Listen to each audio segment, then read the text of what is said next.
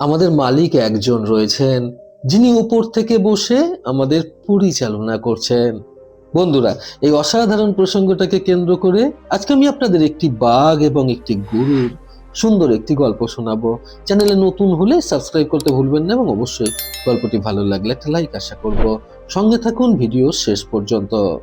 আপনারা কোথা থেকে ভিডিওটি দেখছেন আপনার নাম সমেত ভিডিওতে কমেন্ট করুন, যাতে রবিবার গল্পে আপনার নাম উল্লেখ করে আপনাকে ধন্যবাদ জ্ঞাপন করতে পারি।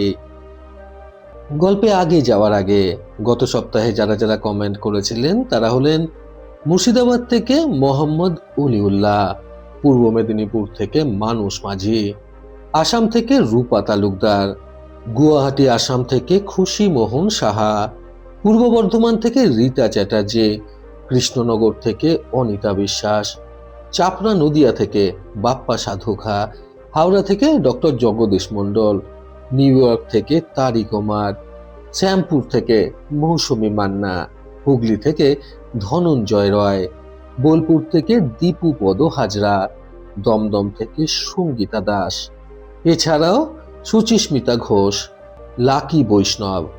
আপনাদের সকলকে অসংখ্য ধন্যবাদ। একবার এক গরুর মালিক তার একটি গরুকে মাঠে ঘাস খাওয়ার জন্য ছেড়ে দিয়ে একটু দূরে কোনো একটি কাজ করছিলেন। গরুটি নিজের মনে ঘুরে ঘুরে সারা মাঠে কচি কচি ঘাস চিবিয়ে খাচ্ছিল। সেই মাঠের পাশেই ছিল গভীর এক জঙ্গল। এমন সময় সেই জঙ্গল থেকে একটি বাঘ জোরে গর্জন করে গরুটির দিকে এগিয়ে আসলো, তাকে খাওয়ার উদ্দেশ্যে। গরুটি টের পাওয়া মাত্রই সুযোগ বুঝে সেই মাঠ থেকে দৌড়াতে দৌড়াতে ঝাঁপ দিয়ে পড়ল সদ্য জল শুকিয়ে যাওয়া একটি পুকুরের মধ্যে। সেই পুকুরটির জল শুকিয়ে যাওয়ায় পাকে এবং কাদায় ভর্তি হয়েছিল। গরুটিকে সেখানে ঝাঁপ দিয়ে পড়তে দেখে বাঘটিও গরুটির পিছনে সেই পাক ভর্তি পুকুরে এক ঝাঁপ দিল। দুজনেই সেখানে পড়ে তাদের পাগুলো পাকের মধ্যে আটকে গেল। গরুটি ছিল কিছুটা সামনে এবং গরুটির থেকে কিছুটা পেছনে ছিল সেই আক্রমণকারী বাঘটি।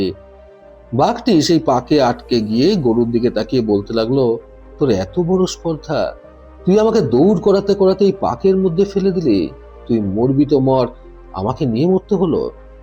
গরুটি তখন হাসতে হাসতে বাঘের কথার উত্তরে বলল, আমি এখান থেকে সহজেই বেরিয়ে যাব, কারণ আমার মালিক রয়েছে, আর আমার মালিক যদি এসে দেখতে পারে তুমি আমার পেছনে পড়ে রয়েছো, তাহলে সে তোমাকে মেরে ফেলবে এবং আমাকে এখান থেকে বের করে নিয়ে যাবে। তোমার তো কোনো মালিক নেই, তাই না?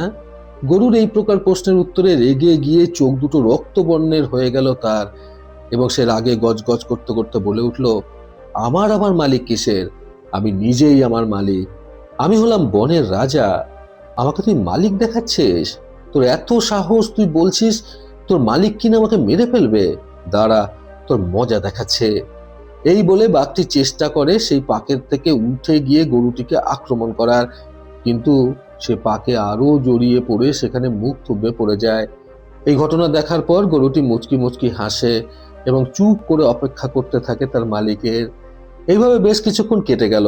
অনেকক্ষণ পর গরুটির মালিক গরুটিকে খুঁজতে খুঁজতে সেই পাক ভর্তি পুকুরের সামনে আসলো এবং গরুটিকে ওই অবস্থায় দেখে তার এটা বুঝতে আর বাকি রইল না যে গরুটির পিছনে থাকা বাঘটি গরুটিকে আক্রমণ করেছিল।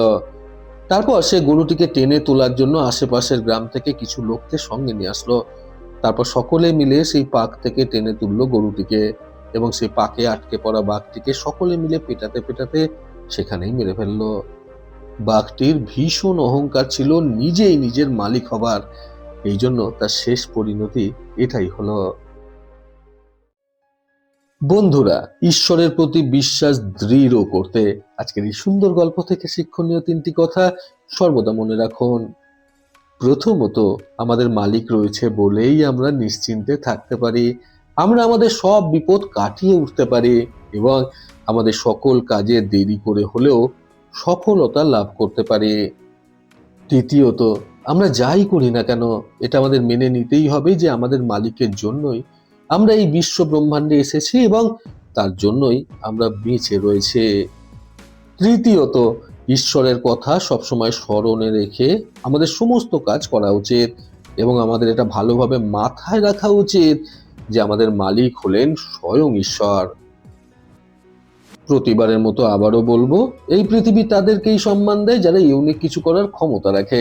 সকলের সুস্থ এবং সুন্দর জীবন কামনায় প্রকৃত জীবন থেকে আমি সন্তু চক্রবর্তী আবার আসবো নতুন সুন্দর শিক্ষণীয় একটি ছোট গল্পের সাথে। ভালো শুনুন, ভালো থাকুন। ধন্যবাদ।